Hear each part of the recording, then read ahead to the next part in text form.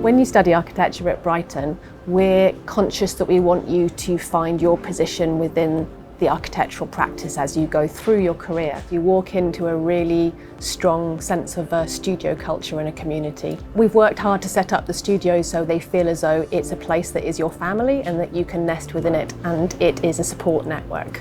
You kind of pick up some pretty close friends and you get to know each other quite well as a year, rather than just if you're on a course, say we dip in for a lecture, go home again and spend a lot of your time at home. We spend a lot of time in the studio together working, so I guess you sort of build a nice little community.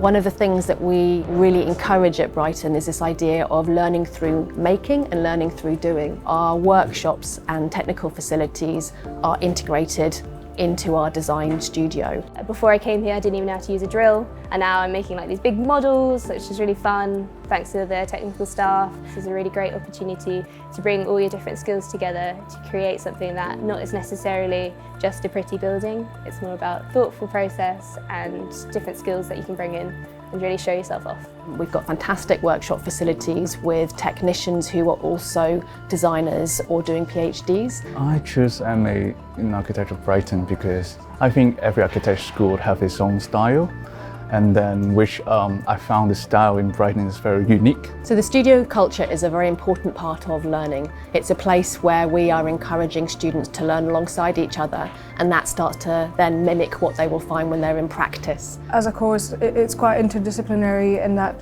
helps a lot because it is undergraduate still, so most people don't have a clear idea of what they want to do in the future. So it does help to give you hints, how is it to work in the real world. And so we bring in a variety of different practitioners and researchers so that you can test out different methods and ways of thinking about architecture and spatial practice.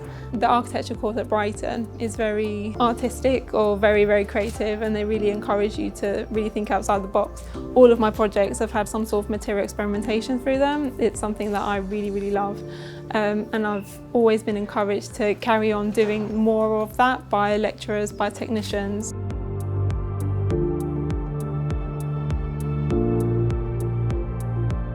There's often a sense in academia that the feedback is the written piece of work, but actually the really important part of feedback is that you're constantly discussing your projects. So your feedback might be when you're having a conversation with a tutor down the corridor, or it might be sitting next to a friend who's also asking you questions about their project. I think the facilities in here was great. We got kind of like big studios, kind of like contain of really big studio space. Much more space can be kind of used to make models, and then much more materials, and also that we have brought 2 more 3D printers in there, which is really convenient. So the way we organise student support at Brighton University is fairly unique, and it seems to work very well in this way. You can offer pastoral support, help students with their general well-being. Because I'm located at local level and I'm very accessible to students, so they can just knock on the door, and there's quite a lot of flexibility. It means that I can work very closely with the students and the tutors.